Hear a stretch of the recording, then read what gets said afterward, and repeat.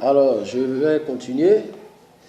Là où je m'étais arrêté, la batterie était déchargée. Donc, j'étais au stade de la femme syro-phénicienne. Ici, donc, quand Jésus lui parle, il lui dit qu'on ne donne pas le pain des petits-enfants aux petits chiens.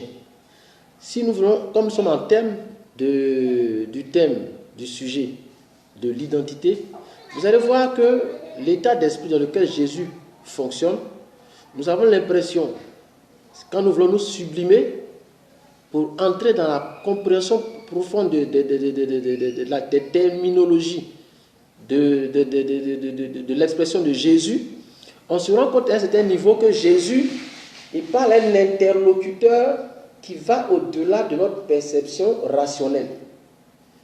Jésus, qui est l'incarnation des principes salutaires, qui sauve donc Dieu dans un corps, Dieu ou l'expression du message de Dieu, c'est-à-dire de l'indice que Dieu apporte en son temps pour essayer de l'indicateur ou du guide que Dieu envoie en son temps pour essayer de rassembler tous ses fils, ne peut pas s'adresser à une femme en lui parlant en ces termes de chien.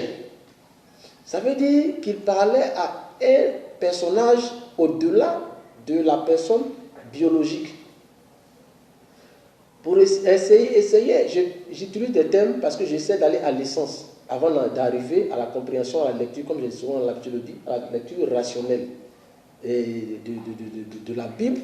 Là, maintenant, je suis dans une autre sphère, dans l'identité spirituelle, pour me permettre de comprendre, de retenir tout ce que le Seigneur m'a appris le jour où il m'a visité, afin de traduire, et non seulement interpréter, mais traduire, c'est-à-dire transposer dans la réalité rationnelle, l'idée de la pensée, de l'esprit, de l'essence, donc de mon identité, donc de la parole, donc du verbe ou de l'information d'origine me concernant et concernant donc certains éléments du livre. Parce que statuer prend bien en compte des éléments statutaires, c'est-à-dire une réglementation ou un consensus ou des règles qu'on appelle, résumées dans des textes formalisés, qu'on appelle la loi, sur lesquels tout le monde est d'accord. C'est à partir de là qu'on discute bien de quelque chose. Quand nous allons à l'école, ou quand nous allons au cycle primaire, secondaire, supérieur ou universitaire, c'est bien sur la base de certains textes, de lecture, donc de livres, qui renferment certaines informations sur lesquelles tous nous sommes d'accord que cela correspond à certains principes. Alors donc de ce point de vue du livre qui raconte une histoire de l'origine de l'humanité, qui n'a pas seulement un caractère religieux, mais testamentaire, qui nous permet à partir de quoi? De légiférer ou d'étudier ou de comprendre, d'analyser ou de discuter. Donc c'est à ce titre que mes réflexions se font. Réfléchir, analyser et voir les correspondances ou non, jusqu'à contradiction. Alors donc, quand Jésus parle ici, pour revenir même à la notion du vêtement qui est accordé à l'humanité après le péché. Quand elle a péché et se rend compte qu'elle est nue, qu'elle n'a pas de sécurité, Dieu lui crée un cadre de sécurité. Donc Dieu la projette hors de sa sphère de sécurité, c'est-à-dire de réglementation, puisque déjà de fait elle était sortie. Donc elle ne pouvait pas profiter de rester, elle constituait une faille dans le système de sécurité, parce qu'elle a touché à un indice de sécurité. Donc ça crée une faille. Et donc la peur, l'insécurité, parce qu'elle a touché un interdit, elle a touché un indice de sécurité. Volontairement ou involontairement, elle se mettait en danger, en insécurité. Donc Dieu lui crée un corps pour sécuriser désormais sa matière qui était accessible désormais à l'infection. Donc il l'atomise dans un processus de création qui lui permet à partir de ce moment-là de vivre dans une sphère autre que celle dans laquelle elle était, qui lui permet maintenant d'essayer de... Voilà, il crée la terre, il prend maintenant désormais la terre, donc il l'atomise, il la formalise, il lui donne un corps, il la forme, et donc dans cette formalisation, elle inclut les informations qui la constituent, donc de créer la vie, de la générer, etc., etc., et puis donc ensuite d'exister pour continuer l'objectif pour lequel elle a été créée, en vue donc de restaurer, et etc., etc. Donc elle a un corps matériel, qui donc, pour demeurer dans l'état de sécurité, il dit, voici ce que tu vas prendre pour entretenir ta sécurité. Tu manges, tu manges, tu manges. Donc, les éléments organiques de nourriture du corps nous permettent d'entretenir cette sécurité qui peut être violée ou pas du tout. Donc, il faut remettre, selon ma compréhension et ma perception, de façon graduelle, l'idée d'origine, de fonctionnalité de ma personne et de ressemblance à Dieu de façon graduelle. Donc quand Dieu parle ici, en la personne de Jésus, quand Jésus ici parle à cette femme de nourriture, il parle à un individu. Il était dans une sorte de nouveau contrat pour aller au-delà. Mais je vais m'inviter juste faire une introduction de ce que je suis en train d'enregistrer sur mes pensées et les entretiens que j'ai reçus avec Dieu pour ne pas sortir du cadre. Donc il est comme dans un nouveau contrat avec quelqu'un qui est dans un état de déchéance, mais qui est une personne atomique, virtuelle, et qui se nourrit d'une certaine vie, d'un certain pain, qui n'est pas son pain, parce que Jésus lui dit aux Juifs, ses frères et à toute l'espèce humaine, parce qu'il vient d'un point de départ, un point atomique, un point de départ. Il lui dit que moi je vais vous donner un pain, ce pain qui vient du ciel.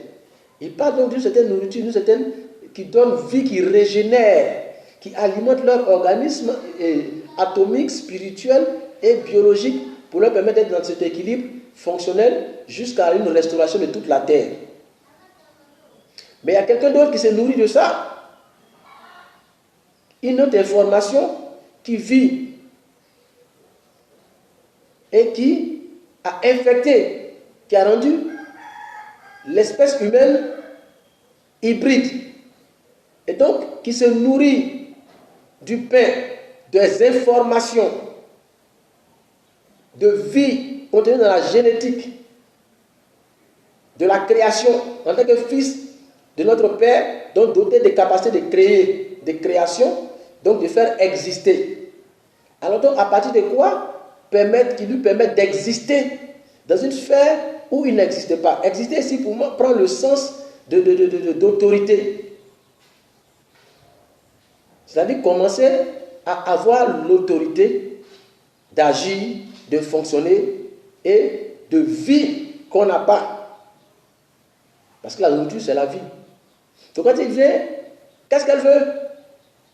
Elle veut une guérison. Elle lui dit non, ça c'est pour les enfants qui sont malades, c'est pour les enfants, c'est pas pour toi. Quand on va au-delà de la personne biologique, puisque ce ne serait pas bien que Jésus s'adresse à un être humain, son semblable, pour lequel il est venu même à la croix de cette manière. Donc de quoi parle-t-il? De qui parle-t-il? Le discernement et donc l'essence d'identité, l'identification. Donc ici, on parle là, ça révèle là différentes espèces. Une espèce qui est comme sainte et une espèce qui ne l'est pas. Je vais en revenir si Dieu le permet dans les commentaires suivants.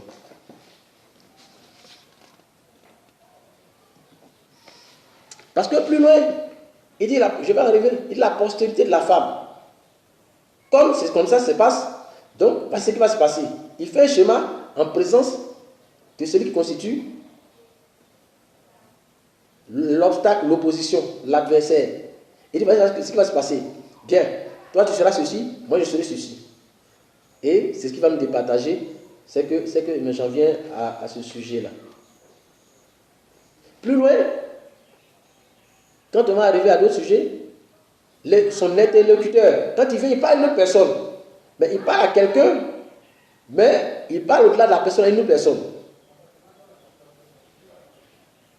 C'est pour ça un jour que Pierre lui parle, il dit arrière de moi. C'est Pierre qui lui parle, mais lui il parle à une autre personne. Tout le temps, il était dans des différentes sphères. Il y a des moments où il est dans la sphère, comment on appelle, irrationnelle. Il dit des choses, et il y a des moments où il est dans la sphère naturelle. Il dit arrière de moi. Mais c'est qui parle-t-il? Identité, identifiant, discerner, identifier. Genèse chapitre 3, verset 5 au verset 24. Est-ce que je peux me permettre de lire ça rapidement? Ça va peut-être m'aider. Verset 5. Mais Dieu sait que le jour où vous en mangerez, vos yeux s'ouvriront et que vous serez comme des dieux, connaissant le bien et le mal. La femme vit que l'arbre était bon à manger et agréable à la vie et qu'il était spécieux pour ouvrir l'intelligence. Elle prit son fruit et en mangea, elle en donna à son mari qui était auprès d'elle. Il en mangea, les yeux de l'un de l'autre s'ouvrirent, connurent qu'ils étaient nus, et ayant cousu des feuilles de figuier, ils en firent des ceintures, et ils entendirent la voix de Dieu qui parcourait le jardin vers le soir, et l'homme et la femme se cachèrent loin de la face de Dieu, au sein des arbres du jardin. Mais Dieu appela l'homme, il lui dit, où es-tu? Il répondit, j'ai entendu ta voix dans le jardin, j'ai eu peur parce que je suis nu, je me suis caché. Dieu lui dit, mais qui t'a appris que tu es nu? Est-ce que tu as mangé de l'arbre dont je t'avais défendu de manger? L'homme répondit, la femme que tu as mise auprès de moi m'a donné l'arbre, j'en ai mangé.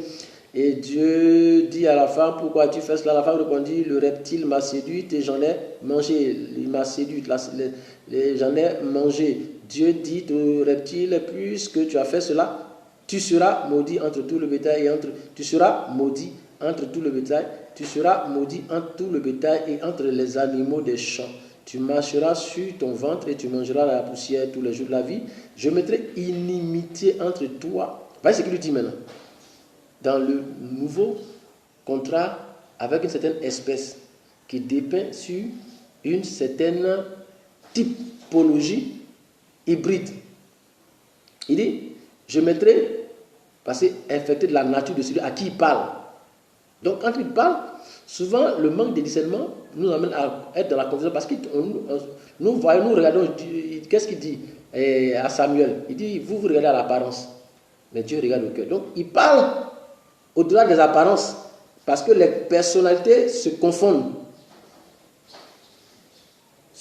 Donc quand il parle, autant ça concerne la personne indirectement, mais ça concerne directement l'hybride. Je mettrai inimitié entre toi et la femme, entre ta postérité et sa postérité. Celle-ci t'écrasera la tête et tu lui blesseras le talon. Qu'est-ce qu'il dit? Il dit la postérité de la femme fera quoi? T'écrasera la tête. Mais toi, qu'est-ce que tu feras? Tu blesseras le talon de cette femme. Tu lui blesseras le talon.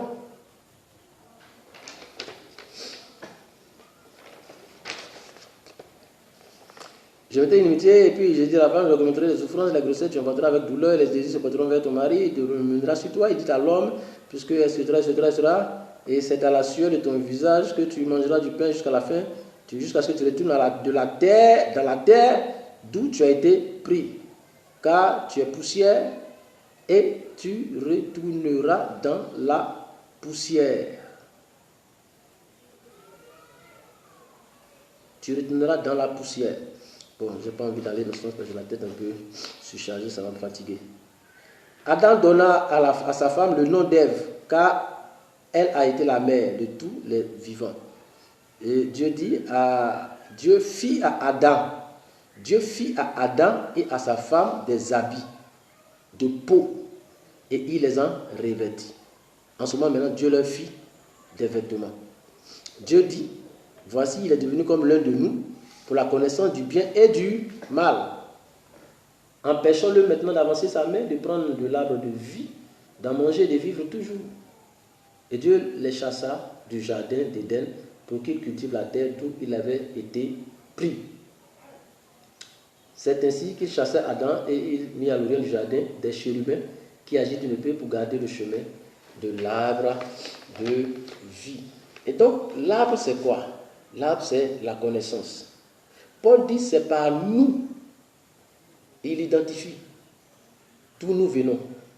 Et Jésus lui dit, le père des enfants. Quand il vient, il dit, je veux être guéri. Il dit, non. Pourtant, c'est pour elle qu'il est venu.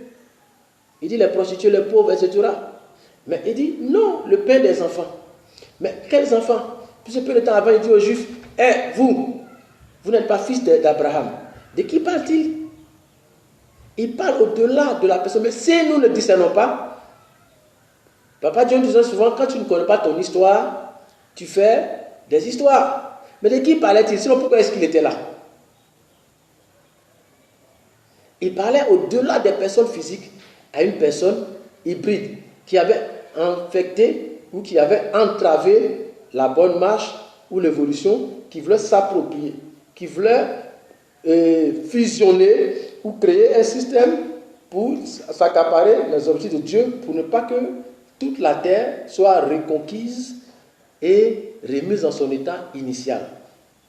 Et donc pour lever cet obstacle, ce siège, qui était symbolisé par une présence romaine, qui détenait aussi cette science, qui prend son appui, comme je dis, ce n'est pas mon sujet, appui à la limite de la loi, de nos lois,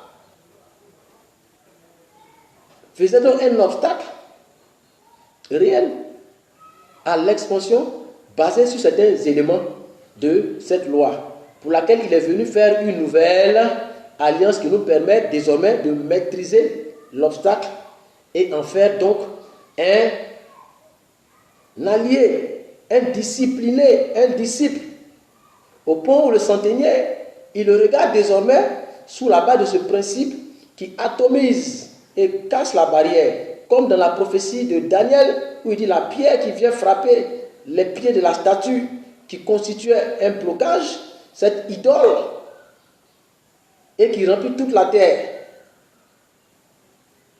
De sorte à maîtriser cet obstacle et désormais à étendre l'évangile qui va atomiser toute la terre, la former dans sa nature originelle, la rafraîchir ou la restaurer. Le centenaire le regarde et dit, maître, parce que lui aussi, il s'identifie dans les principes qu'incarne cette personne en qui il se reconnaît, il s'identifie. Il reconnaît ces règles qui sont universelles de droit, d'équilibre, d'équité. Et il lui dit ça, c'est un maître. Mais tu es en territoire d'une personne et tu lui dis maître. Ça veut dire qu'on n'était pas dans cette dimension rationnelle. On est dans la dimension, comme le dictionnaire l'a dit, d'éléments qui, même si nous différencient dans la sphère spatiale et temporelle, mais des caractéristiques qui nous identifient, sur lesquelles il se reconnaît, il dit maître. Ça aurait été à Rome, il aurait dit maître. En Israël, il dit maître. Il rencontre quelque part ses principes, il dit maître. Parce que ces principes sont salutaires et nous séparent de l'inimitié. Nous réconcilient avec l'ordre et la discipline qui sied à une société paisible. Il dit maître. Mais on ne se bat pas contre le maître. Il fallait donc entrer dans cette sphère pour maîtriser l'inimitié et en faire un allié, un disciple ou une personne dans notre discipline universelle. Parce que lui, les principes, la science qu'il avait, lui permettait d'assujettir Israël. Mais en ce moment précis, qui était Israël? Personne, sinon celui qui avait l'avantage. Qu'est-ce que ça signifie Israël? En latin, qu'est-ce que ça signifie Israël? En telle langue, qu'est-ce que ça signifie Israël? Donc qui était Israël en ce moment précis? Est-ce que l'Israélite en ce moment-là était conforme au principe qui l'identifie? C'est ce que Jésus était venu dans le nouveau contrat pour nous remettre à niveau de notre sphère universelle et qu'on ne soit pas confiné à une limite qui fasse changer la position d'Israël. C'est-à-dire tous les fils du vainqueur, de la vie, de la victoire, sur le principe malfaisant, maladif, et eux, etc. Bon, je vais pas.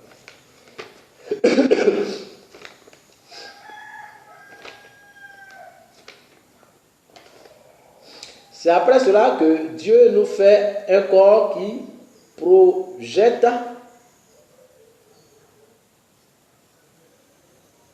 projette, ce que nous sommes à l'intérieur, c'est-à-dire notre ombre.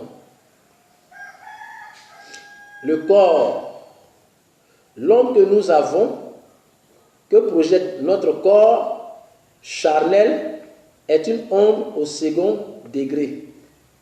Question de perception graduelle, selon la qualité visuelle ou de sphère.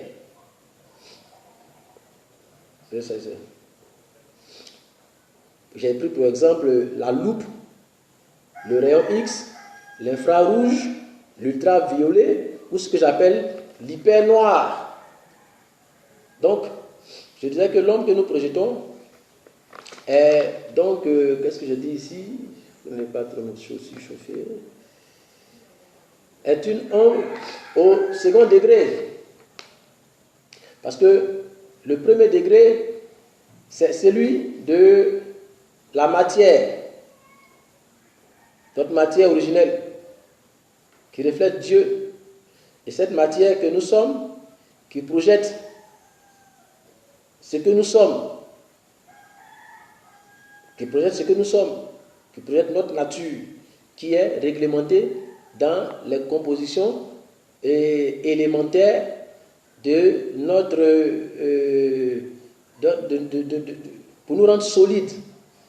Donc cette ombre que nous projetons, qui est le reflet de cette lumière que nous sommes sur la matière, bon, comme je l'ai déjà précédemment cité.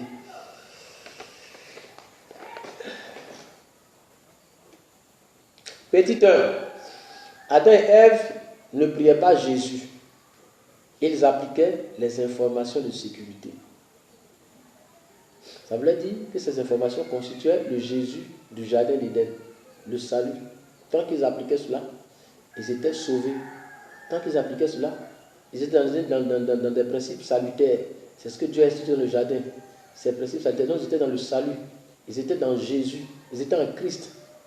Ils étaient réglementés dans ces principes et qui faisaient d'eux des princes à cause des principes. Et donc, en tant que principauté, ils avaient donc autorité sur le reste de la sphère dans laquelle ils étaient. Et donc, quand ils perdent cela, ils sont déchus de cette principauté par abandon de ces principes et ils deviennent ordinaires. Sinon, dans le jardin, c'est ce qui maintenant envoie donc un élément pour reconstituer notre corps, comme dans le jardin, où Dieu atomise l'espèce humaine. Il revient plus tard avec ce tâton qui donc constitue la nouvelle substance solide pour nous solidifier et nous rendre solidaires pour pouvoir dompter les nouveaux défis et situations qui se présentent à l'espèce humaine parce que infectés par d'autres informations qui ont fait de nous être assujettis à une domination symbolisée. Donc, voilà ce qui constitue Jésus. Ce qui constitue Jésus. Je suis un peu fatigué. Oh, Dieu, ils appliquaient les informations de sécurité. Donc, comme je le disais, un petit 1. Donc, c'est les informations de sécurité qui nous sont salutaires. Ce n'est pas une religion. Ce n'est pas une église. L'église constitue une entité formelle de notre université à caractère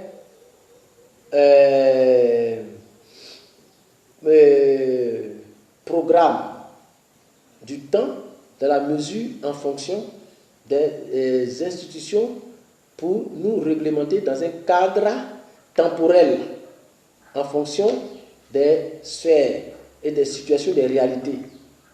Quand cette coudée, comme le Seigneur le disait dans le livre d'Ézéchiel, dans la vision d'Ézéchiel sur les coudées, il y avait la coudée au niveau de la cheville, ensuite du genou, ensuite de la hanche. Donc c'est par coudée. Et quand cette période passe, vous allez voir que quand nous atteignons nos limites, nous exposons des carences. Parce que la situation qui vient, ça va de soi. Que si vous avez l'habitude de soulever 80 kg et que on vous donne une situation de 120 kg, peu importe la technique que vous avez, ça n'a pas le poids de 120 kg. Il faut donc adapter notre condition à la situation. Et donc ça passe là d'une nouvelle coudée pour pouvoir soulever les 120. Donc ça nécessite des informations, capacités supplémentaires, sinon nous paraissons caduques. Face aux besoins de l'heure, de la période.